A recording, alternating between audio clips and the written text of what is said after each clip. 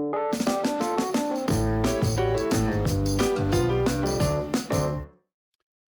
we decided to try and find out just how tough families were doing in terms of the cost of living crisis that's going on at the moment. And so we commissioned a poll of 1,200 New Zealanders through Courier Market Research.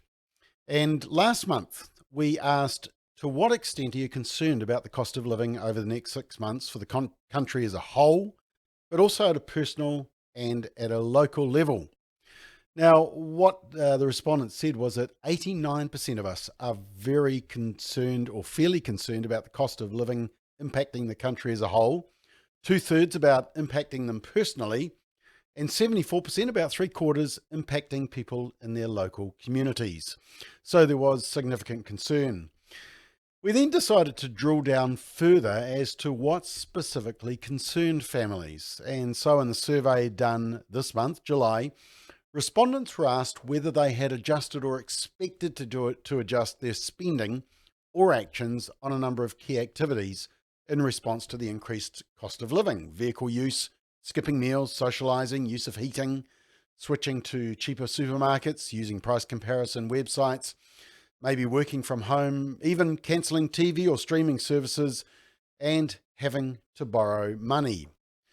And the proportion of New Zealanders who have done the following, let's have a look at these statistics here, in response to the increased cost of living is, as you can see, driving the car less, 50%, gone out socialising, less, 44%. They were using price comparison websites, 40% of New Zealanders were, not turned on the heating, even though it's winter, 38%, switched to cheaper supermarkets, 38%, cancelled TV or streaming services, 26%, worked from home more, about a quarter, skipped meals, 22%, and borrowed more money, 13%. Now, the proportion who have done or considered doing an activity was on average about 10 to 15% higher in each of those categories. So, more likely to consider, but there's still a high proportion that have had to make real sacrifices.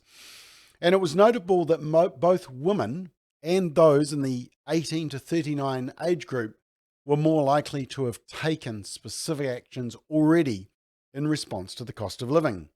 Women were less likely to have gone out socialising and more likely to be working from home.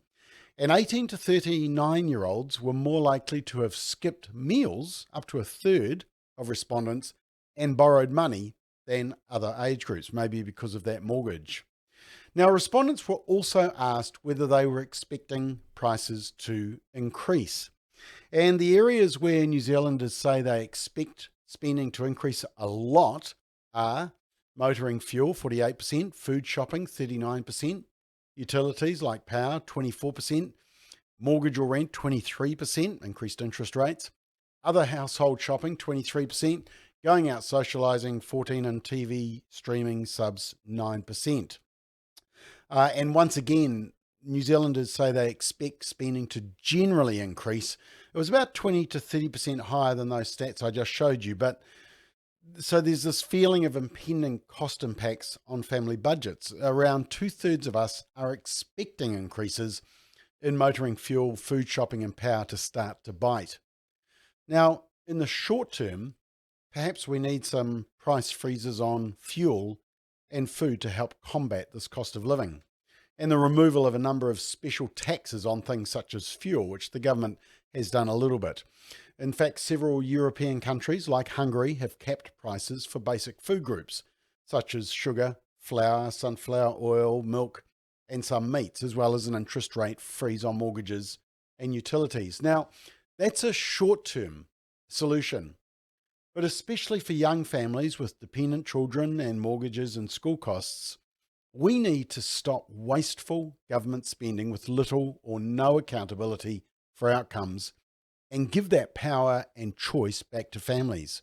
The government is putting millions and even billions into projects around environmentalism and mental health and family violence and identity politics with very little return. And so much because we are seeing so much family breakdown. Less government power, more power to families. If families are expected to keep a budget, which they are, then so too should governments. Now, apologies to the judges on the Supreme Court, but actually, strong marriages and strong families will solve this issue, and that's being charitable.